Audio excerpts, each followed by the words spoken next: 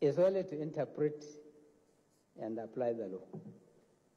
So, there are situations where offenses committed by a suspect are primarily not bailable.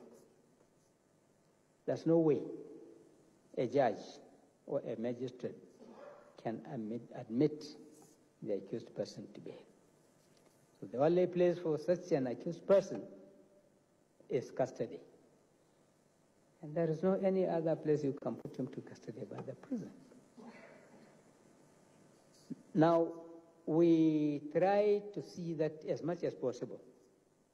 An offense which is bailable, we try to see that we urge even the lower courts to admit them to bail. But the problem is, what is happening is, you find an accused person who is admitted to bail running away. He doesn't want to come back for trial. And he is putting the person who takes his bail into trouble. But we don't want to really punish somebody just because of the offense committed by another person,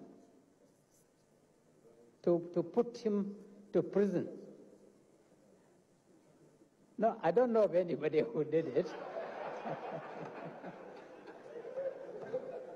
but certainly I know, sir, from experience, from the time I was a magistrate, when I was really dealing with this kind of bails and others, I know it normally happened. And sometimes I just had to shake my head because I wouldn't want somebody who takes bail to go in place of the accused person who has run away. And I wouldn't want him to forfeit his money, especially if it is a criminal matter. We don't ask anybody to pay any money. But the thing is that since you have agreed to come and bail this man, you have agreed, therefore, whether explicitly or impolitely, that you are rendering yourself into the position, into the status of that person who has run away. Therefore, I have the option to send you to prison. But you wouldn't want it. And as a human being also, I must have that feeling. You are coming just to answer. I send you to prison. Your family will not see you again, because they will not allow you to go anywhere. Some of them will say, I will want to go and change my dress. No way. You go straight to the prison. So we wouldn't want that kind of thing. Now, all this boils, all this boils to one thing, thus. It is the legislature that will take a holistic look at really our laws. How do we improve our laws?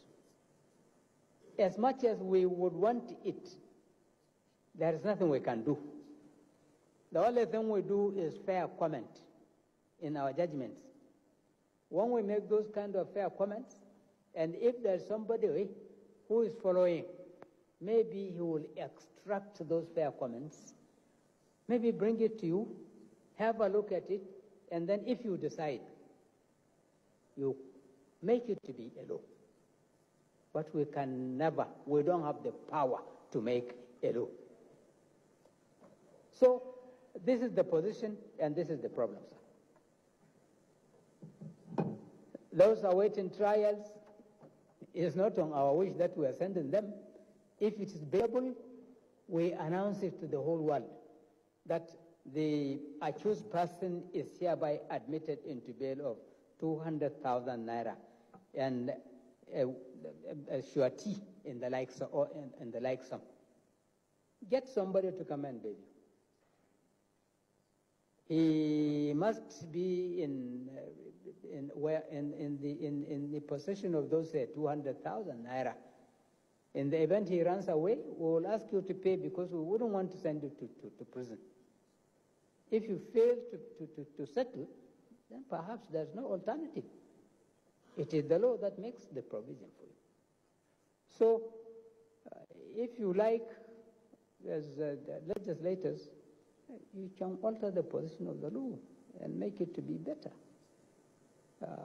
In other countries, they don't do this kind of things.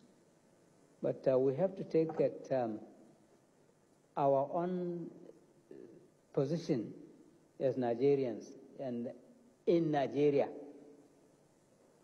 So I think it is left to the legislature to legislate.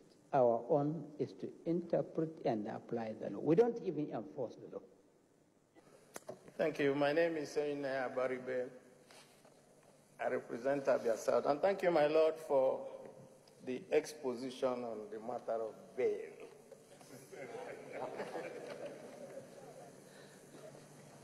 The country is in very serious trouble, and we all know.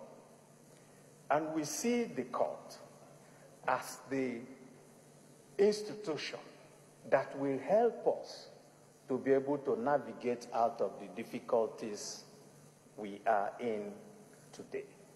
And so, my advice, my Lord, is that this Supreme Court under you must continue to put Nigeria before any other thing, so that we can have a country. Because if we don't have a country, there will be no Senate, there will be no Supreme Court, there will be nothing except a Somalia situation, and we don't want that. Thank you, my Lord.